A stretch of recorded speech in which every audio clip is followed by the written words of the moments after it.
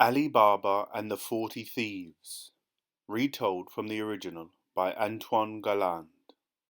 Once upon a time in Persia lived two brothers, Qasim and Ali Baba. Qasim was married to a wealthy woman and was a very rich merchant. Ali Baba was just a simple woodcutter and had married a woman as poor as himself. One day Ali Baba was collecting wood in the forest when he noticed a group of strange men on horseback.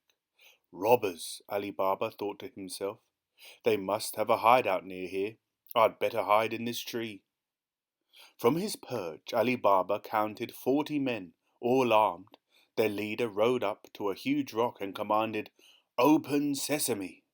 With these words, the rock rolled back and the robbers disappeared into a large cave.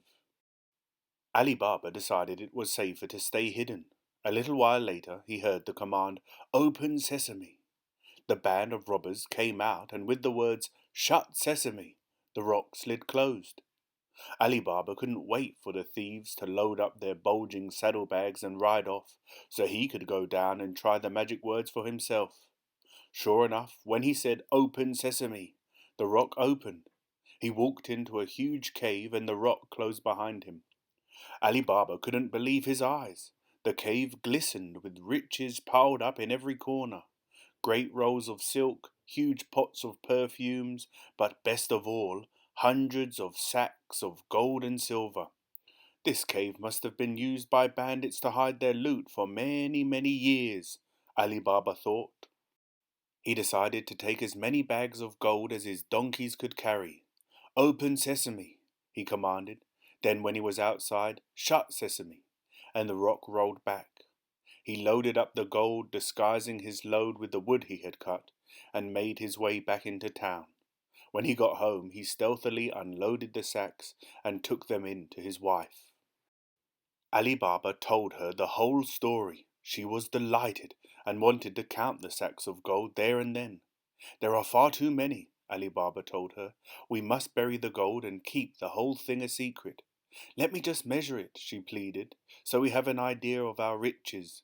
So Ali Baba allowed her to go to his brother Qasim's wife to borrow a measuring jar. Qasim's wife was curious to know what such poor people could be measuring, so she dropped some sticky wax into the bottom of the jar. When Ali Baba's wife had measured all the gold, which took quite some time as there was so much, she returned the jar. Qasim's wife was amazed when she found a gold coin stuck to the bottom. She taunted Qasim. "You think you're rich, but your brother has so much gold his wife has to measure it rather than count it."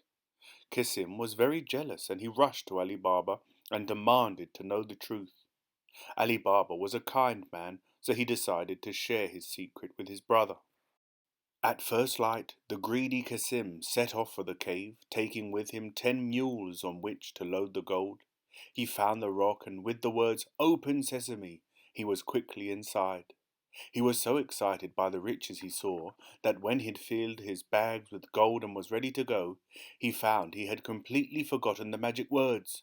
Try as he might, he couldn't get out. Outside the cave, the band of 40 thieves had returned from their latest robbery. Seeing Qasim's mules, they became suspicious and drew their daggers and swords before their leader opened the cave with the magic words. Rushing inside, they found the intruder and quickly finished him off. The robbers couldn't think how the intruder had got in, but they decided to leave his body in the cave as a warning to anyone else who might know the secret words. When Qasim didn't return, his wife ran to Ali Baba and confessed her husband's plan to take the gold. Next morning Ali Baba went to the cave. "Open Sesame!" he cried, and the rock swung open to reveal his brother's body.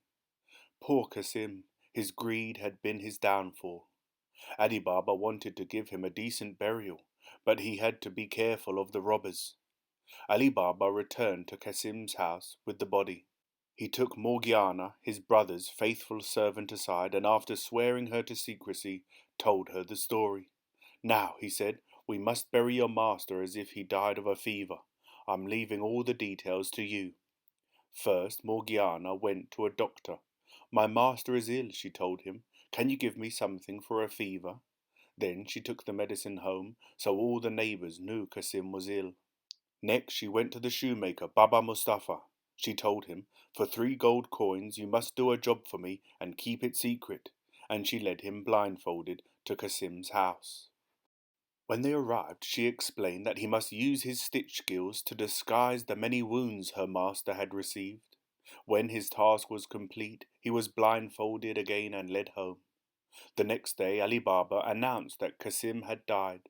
They laid his body in a fine coffin and there was a big public ceremony. No one suspected anything.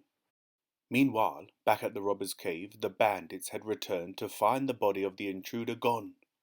"There is someone else who knows the magic words to open this cave," the leader told his gang. "If we're not very careful, all our riches will be stolen away from under our very noses." He stopped to think. "One of you must go into town and discover who has buried a friend or relative who died in mysterious circumstances." One of the band volunteered and off he rode. He arrived just as the sun was going down, and the first shop he came to was that of the shoemaker. Seeing the old man busy with his needle, the robber said, "You have good eyesight, old man, to work in this poor light?" "Why, yes," replied Baba Mustafa. "Only the other night I had to do a very delicate task in even less light." The robber was curious, and before long Baba Mustafa had told him all about sewing up Kasim's wounds.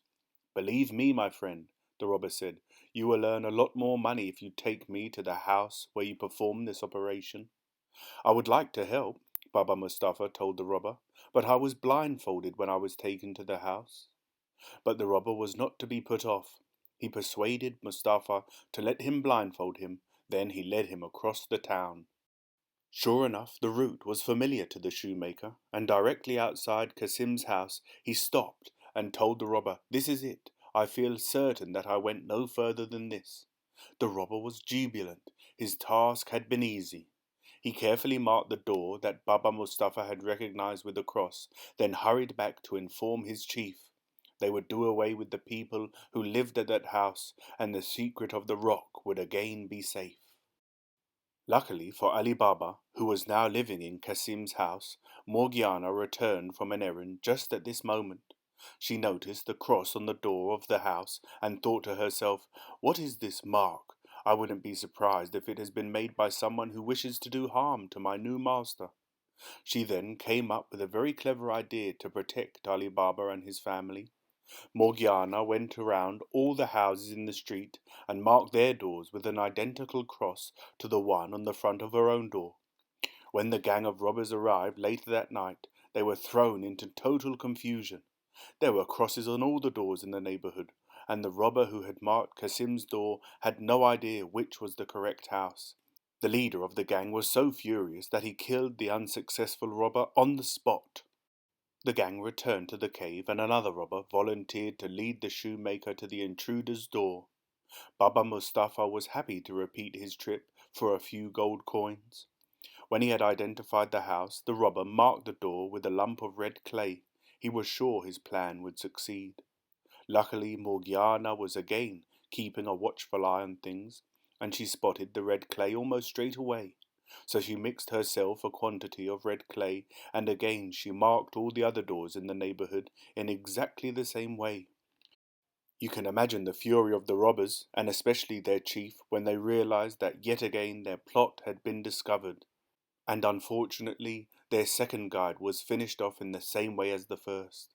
The robber chief now decided to take matters into his own hands. He went into town and had Baba Mustafa lead him to Kasim's house.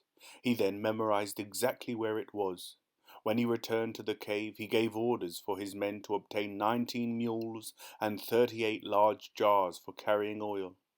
Then the chief hid one thief in each of the 37 of the jars, putting the tops on with just enough room for air to get in. He then filled the final jar with oil, disguised himself as an oil seller, and set off for town.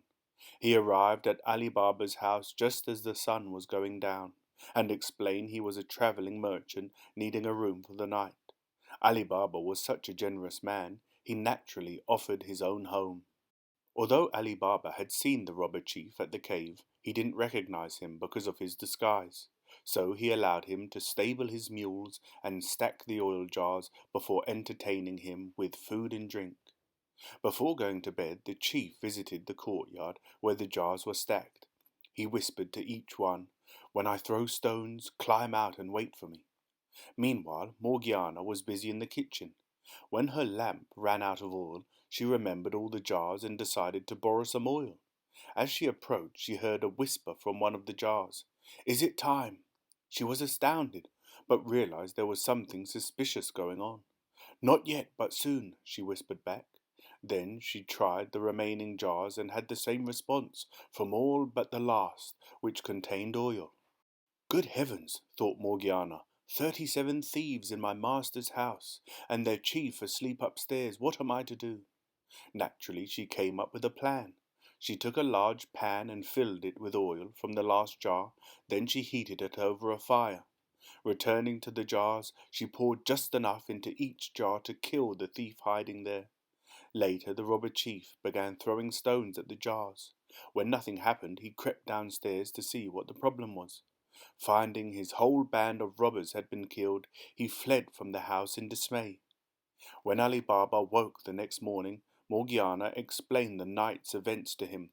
"Master," she finished, "I beg of you, be on your guard." They buried the pots and their grisly contents at the bottom of the garden, and to show his gratitude, Ali Baba gave Morgiana her freedom. Meanwhile, the robber chief was plotting his revenge. He bought a house close by and, wearing a new disguise, introduced himself to Ali Baba as a wealthy merchant. One evening, Ali Baba and his son invited their new neighbor to dinner. The robber came armed with a dagger. Luckily, Morgiana was as alert as ever and recognized the thief, even through his disguise. After dinner, she dressed as a dancer and entertained the guest. At the most exciting moment of the dance, she rushed forward and stabbed the chief through the heart. Ali Baba was horrified. "You have brought dishonor to my house," he cried. Morgiana revealed the chief's dagger and replied, "This is none other than the chief of thieves." Ali Baba was so overcome with gratitude that he begged Morgiana to honor him by agreeing to marry his son. Naturally, she agreed. The end.